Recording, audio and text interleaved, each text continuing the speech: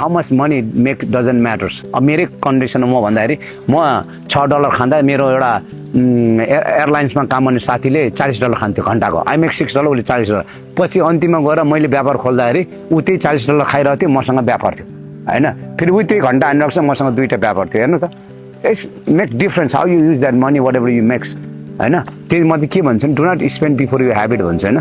अब तपाईँले मलाई अचम्म लाग्छ कि कति मान्छेले त्यति कमायो भन्छ, उति कमायो भन्छ होइन, 70,000 कहाँ 80,000 कहाँ भन्छ, फेरि एपार्टमेन्ट त्यत्रो महँगो बस्छ, खर्च त्यसरी गरेछ।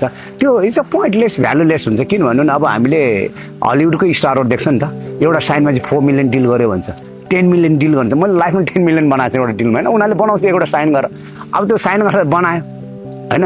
तर साइन गरेर बनाएर त्यो बनेको पैसा उसले के गर्यो त होइन।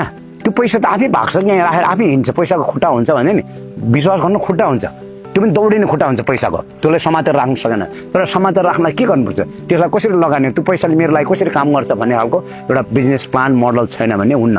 किनभने अहिलेको युवाहरूले यति म त हाई राइज बिल्डिङमा काम गर्छु, 70K 80K भन्छ, एउटा ग्यास स्टेसनमा ₹12 कमाउनेले लास्टमा जितिरहेको हुन्छ।